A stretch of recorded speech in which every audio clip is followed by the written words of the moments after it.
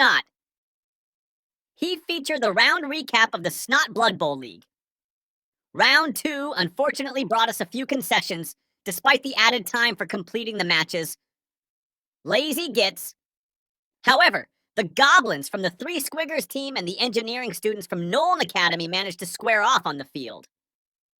Oh, the sweet Nuffle! What a match it was!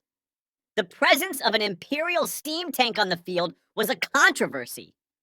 We even have opportunity, very rare, to see Goblin coach protesting, but the referee had no doubt that this rather unconventional mascot had the right to wreak havoc in Goblin ranks.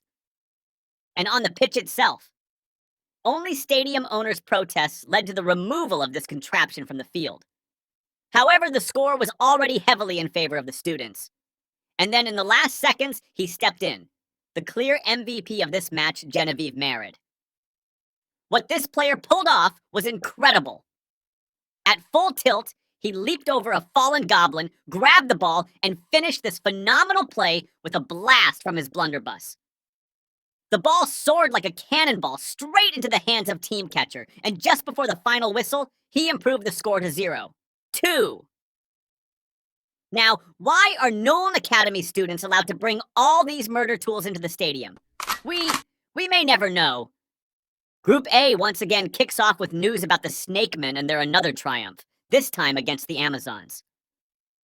The brave ladies probably thought their experience from the Lustrian jungle would help against these reptiles, but their efforts were in vain. The snakes wrap around them like, well, snakes, and take the win 1-0 and secure a dominant position in Group A. Can anyone stop this snake mania? Now, turning our attention to the second highly recognizable team in Group A, we need to scroll down the bottom of the group standings. The Halfling Chefs faced off against the Flesh Golems. Before the match, as usual, those little guys treated the audience to their famous soup. I must say, I love this tradition. Let's hope it will stay that way. Apparently, the Frankensteins liked it too, as the delightful aromas distracted them greatly and caused them to lose focus on the game. Additionally, the mayhem on the field was caused by a small but inconspicuous cook who, with every move, bombarded opponents with pies. Allegedly, the necromancers have some issues with the filling of this cakes. But who don't love exploding cakes?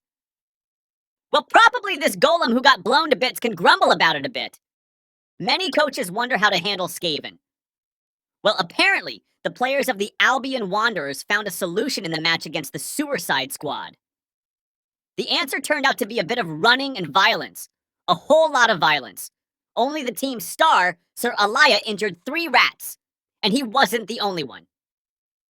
There were moments when rat players were afraid to pick up the ball, passing it to each other as soon as they saw the charging Albion Knights. However, as it goes with rats, if even one is on the field, they can secure a touchdown. And just when the draw seemed almost certain, an unfortunate stumble by one of the rats left an opening for the Albion players, who in the last seconds improved the score to 2-1. Asked about the serious losses, the Suicide Squad spokesperson responded, quoting, "They're not worried because they have a whole bunch of slaves, volunteers, who are eagerly waiting in line to join the starting 11. Quite intriguing events took place during the match between the Cilicia Gladiators and the Tzeentch Demons. The result ended in a 2-1 victory for the Demons. But as is often the case with these cunning beings, it wasn't without some extraordinary machinations, this time quite unusual. The match began on Tuesday, but suddenly, around the second half, the entire stadium, along with the fans and players, vanished, leaving behind only a smoldering crater. As everyone was ready to write off the stadium as a loss and begin cleaning up the area. But on Thursday morning, the stadium suddenly materialized again, causing even more chaos and confusion. Pleased with their victory, the demons departed from the material world to prepare for the next encounter. Meanwhile, several gladiators and spectators sought medical attention due to numerous complications from this extraordinary journey, claiming that they didn't experience any time skip.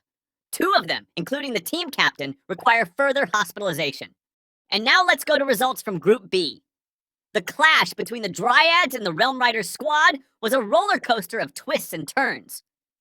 At first, the Knights seemed blissfully unaware that their opponents were indeed actual trees. They probably aimed to avoid harassment and accusations of being Don Quixotes and avoid hitting the trees. The Dryad seized that and ruthlessly took out the knights, but to everyone's surprise, Bretonnian peasants began tearing them apart with their bare hands. This unexpected move allowed the knights to gain an edge. Then they fiercely defended their touchdown zone with a determination known only to themselves until the final seconds. Match ended with 1-0 in favor of the knight. The local gravediggers were practically jumping for joy reading about the game between the Doomblight detritivores and the Nightcrawlers. The Nurgle demons kicked off with a brutally successful foul on the Nightcrawler's troll, snuffing out its life. And just when it seemed like it would dampen the goblins' enthusiasm for the game, those sneaky little troublemakers showed that they had a lot more aces up their sleeves. Shortly after the unfortunate troll breathed its last, one of the Nurgle demons fell to the ground lifeless. If he was living, I'm no expert. And as the stadium crew was packing another colossal carcass into a bag, they were already trumpeting the score of 1-0 for the goblins. The leader of the demonic team, the great unclean one named Tyrant Vertigor, was supposed to be the anchor of the squad. But something distracted his attention in this match. While the entire team begged him to help them, his thoughts were somewhere completely different. The overall score of 2-0 in favor of the Nightcrawlers allows them to comfortably settle in the upper part of the standings. Although the necessity of purchasing a new troll will surely take a toll on their financial reserves. The students from the Nolan Academy faced off against the Winterstorm Maidens. In this match, not much seemed to go through the minds of the students. Maybe they were preoccupied with thoughts of upcoming exams. Or perhaps they weren't accustomed to interacting with women, hard to tell. In the first half, there was an invasion of fans onto the field, causing a slight chaos in the ranks of the Valkyries. The Warriors almost lost a point. However, an inept shot from the tank cannon. But who let a tank onto the field? And why were they playing on a ship? Where's the safety protocol? Let's get back to the point. An inept shot from the tank cannon knocked down the only student player who had a chance to score a touchdown. It was exactly what the Maidens needed to get back on their feet, securing a 1-0 advantage by the end of the half. The students tried to make a comeback in the second half, but without their toys, it wasn't as easy. The match ended with a score of 1-0 for the Valkyries, although many of them were quite battered. Those guys weren't exactly gentlemen. Geez, do they not teach any manners at this Nolan Academy? 3 city squiggers, due to strange sickness that affect their squigs, were unable to appear at their match against the Nakarch vampires. The vampires took advantage of this time to conduct training and a showcase match with selected members of the audience before retreating to their sarcophagi to prepare for the next game. And that wraps your Today recap. Stay tuned because round 4 is starting soon. Bye!